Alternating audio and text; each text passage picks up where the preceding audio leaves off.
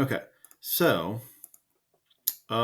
first things first, we'll do a MUDSS method with this one. So the first step of MUDSS, obviously, is to multiply the first coefficient by the last number. So basically a times c. So I get y squared plus 5y minus 24 equals 0. Now this should be factorable. So we're looking for two numbers that multiply to negative 24 and add up to positive 5. So we get positive 8 and negative 3.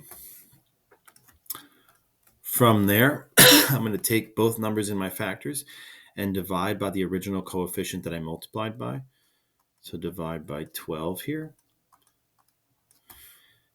Now, that next step, we have to simplify. Simplify both fractions. 8 over 12 will reduce to 2 over 3.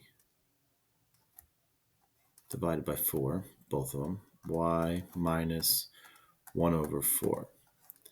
And if you're looking for the zeros, you basically could just stop here, but the next step would be to slide those coefficients up front.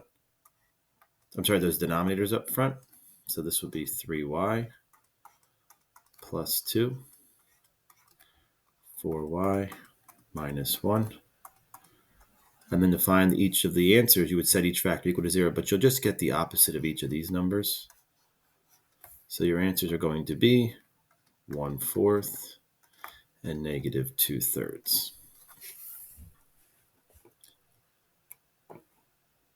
Okay.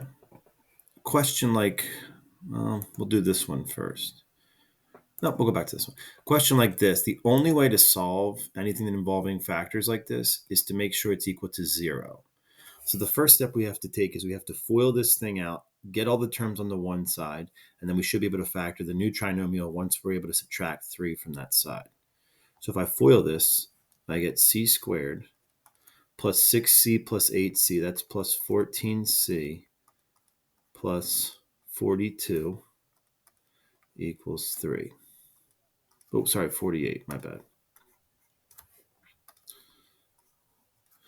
So subtracting 3 from both sides, I get c squared plus 14c plus 45 equals 0. Now, it's a matter of factoring this thing. Two numbers, both positive, that multiply to 45 and add up to 14. It's 5 and 9. So we end up, if we solve this equation, we get c equals negative 5 and negative 9. Okay. Same idea here. FOIL the two factors. I get 3x squared. Outer is 15x. Inner is negative 5x. So this is 10x minus 25 equals negative 28. Add 28 to both sides. I get 3x squared plus 10x plus 3 equals 0.